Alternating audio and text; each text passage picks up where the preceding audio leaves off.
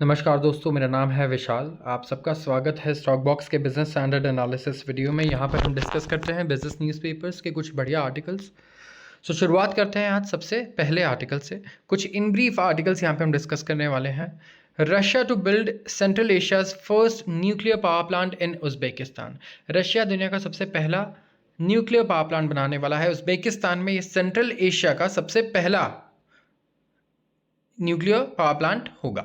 Central Asian countries आप जानते होंगे, ये रशिया से सटी हुई और चाइना से सटी हुई जो कंट्रीज़ हैं ये सेंट्रल एशिया में आती हैं। एंड यहाँ पे एक छोटा सा न्यूक्लियर पावर प्लांट उज्बेकिस्तान में बनाने वाला है। सबसे पहला प्रोजेक्ट होगा पोस्ट सोवियत सेंट्रल एशिया में। तो उज्बेक प्रेसिडेंट ने मंडे को ये बताया मीटिंग के बाद। एंड इन्होंने कहा कि ये और ज़्यादा ऑयल एंड गैस खरीदने में इंटरेस्टेड है रशिया से, जो कि एक रिवर्सल है डेकेड्स लॉन्ग प्रैक्टिस का, जहाँ पे मॉस्को इंपोर्ट करता था हाइड्रोकार्बन सेंट्रल एशिया से। वहाँ के प्रेसिडेंट ने कहा कि एक हिस्टोरिक विजिट थी बाय पुतिन। एंड यहाँ पे पुतिन ने भी कहा कि उज्बेकिस्तान एक स्ट्रेटेजिक पार्टनर है और एक रिलायबल एलाय है रशिया का। आते हैं दूसरे आर्टिकल पे। Spain pledges 1.1 billion in military aid to Ukraine. Spain ने अभी सिक्योरिटी एग्रीमेंट की है यूक्रेनियन प्रेसिडेंट के साथ, जेलेंस्की के साथ।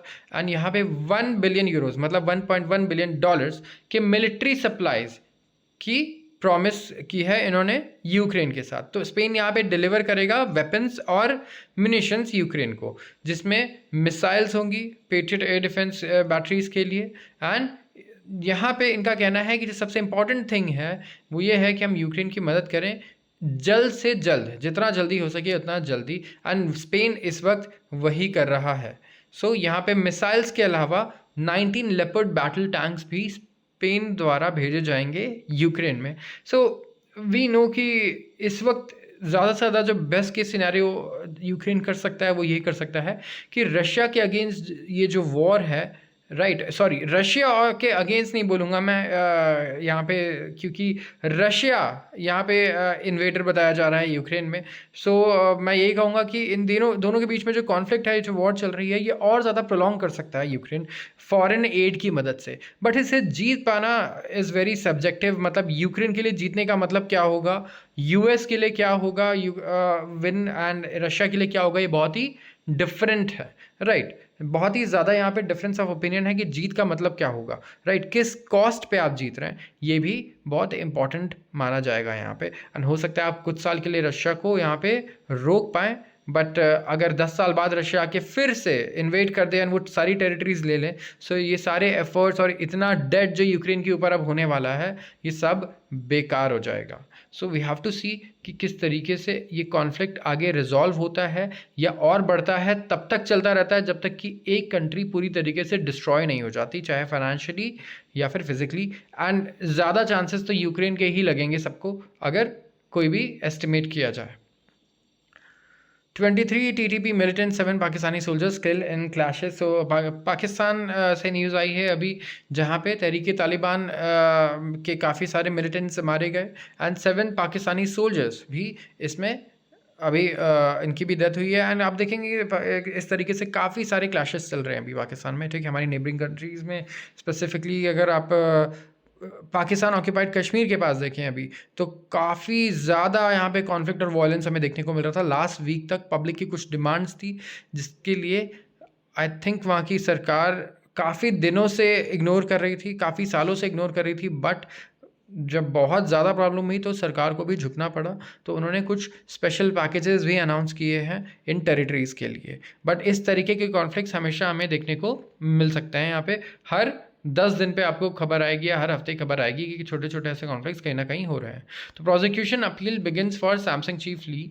साउथ कोरिया के हाई कोर्ट ने एक हियरिंग शुरू की है प्रोसिक्यूशन की over a decision by lower court to clear Samsung Electronics chairman J.Y. Lee of all charges in case related to 215 merger of Samsung companies.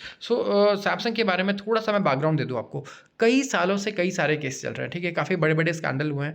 अब साउथ कोरिया की सबसे बड़ी कंपनी है सैमसंग, और सिर्फ साउथ कोरिया की ही नहीं, अगर आप पूरी दुनिया में भी देखें तो सैमसंग कंट्रीज़ कितनी बड़ी बड़ी कंट्रीज है उनसे ज़्यादा एक्सपोर्ट अकेले एक कंपनी कर लेती है जो है सैमसंग।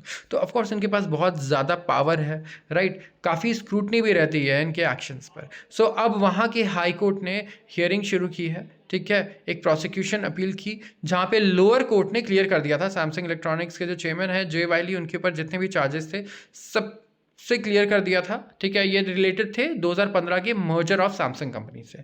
और प्रोसिक्यूटर्स फिर से अपील कर रहे हैं, ठीक है, अगेंस्ट अ फेब्रुअरी रूलिंग की, जिसमें ली को नॉट गिल्टी बताया गया था सारे चार्जेस का, जैसे कि अकाउंटिंग फ्रॉड, स्टॉक मैनिपुलेशन, और 5 साल की जेल की सज़ा भी मांगी गई थी इनके लिए, और ली ने यहाँ पे डिनाई किया था। सो एग्जीक्यूटिव्स ने कहा कि उन्हें ये लगता था कि जो शेयर होल्डर्स हैं उन्हें इससे बेनिफिट होगा इस मर्जर से, इसीलिए उन्होंने ये मर्जर किया है। सो काफ़ी ज़्यादा आप देखेंगे टसल रहती है साउथ कोरिया में भी, क्योंकि इतनी पावरफुल ये कंपनीज हो चुकी हैं वहाँ पे, इतने ज़्यादा स्ट्रांग हो चुकी है कि यहाँ पर कुछ कई सारी जो संस्थानें हैं गवर्नमेंट की, वो कहती हैं कि गवर्नमेंट को इन्हें टेक ओवर कर लेना चाहिए किसी तरीके से, गवर्नमेंट को कंट्रोल इन्हें करना आना चाहिए, क्योंकि ये गवर्नमेंट से भी कई जगहों पर ज़्यादा पावरफुल हो चुकी हैं। इलॉन मस्क का एक्स एआई इस वक्त वैल्यूड है $24 billion after fresh funding of $6 billion. Elon Musk का एआई स्टार्टअप एक्स एआई ने रेज किया है $6 billion in series B funding, जहां पे पोस्ट मनी वैल्यूएशन हुई है $24 बिलियन की, जहां पर इन्वेस्टर्स ने बेट किया है चैलेंजेस पे to companies like open AI in intensifying AI race. So ये जो फंडिंग राउंड था, यहाँ पे इन्वेस्टर्स थे जैसे कि एंडरसन हॉरोविट्ज एंड सिक्वा कैपिटल, काफ़ी फेमस हैं ये ग्लोबल फंड हाउसेज हैं जो कि काफ़ी सारे स्टार्टअप्स में, बड़े स्टार्टअप्स में, बड़े प्रोजेक्ट्स में इन्वेस्टेड है। तो कंपनी ने ये पोस्ट किया अपने ब्लॉग में संडे को। तो कंपनी की जो प्री मनी वैल्यूएशन थी वो थी $18 बिलियन।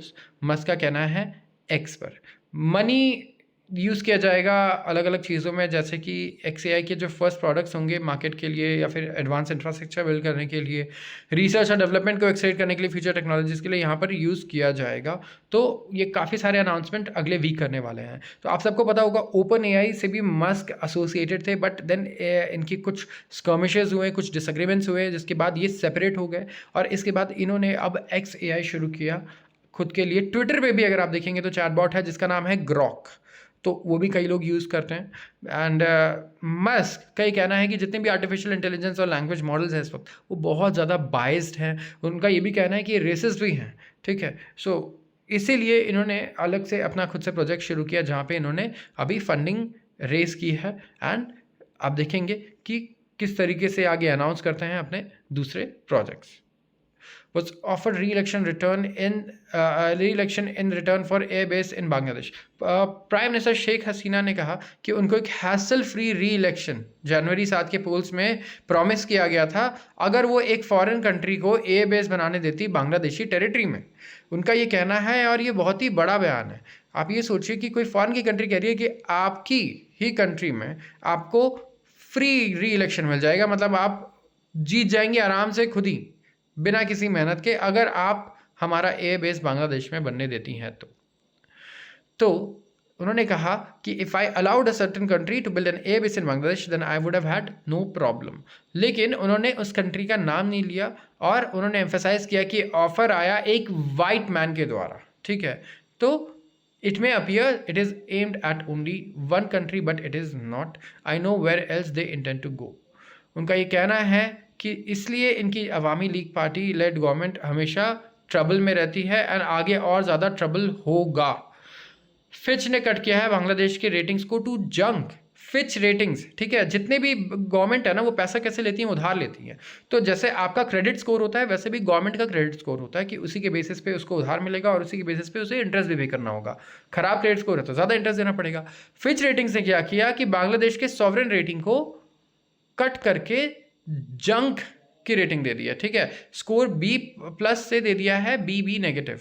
तो ये नॉन इन्वेस्टमेंट ग्रेड या जंक टेरिटरी में आ गया है विद अ स्टेबल आउटलुक, जो कि बहुत ही खराब रेटिंग है। बांग्लादेश को बहुत प्रॉब्लम होगी आगे पैसे रेज करने में। So this is a really big challenge. तो शेख हसीना का ये कहना है कि एक वाइट मैन के द्वारा मैसेज आया, एंड उन्होंने कहा कि अगर आप हमें हमारा एयर बेस बनने दो तो आपकी सारी प्रॉब्लम सॉल्व कर देंगे, आपको ऐसे ही आप री इलेक्ट हो जाओगे, बिना मेहनत के इलेक्शन जीत जाओगे अपने कंट्री का।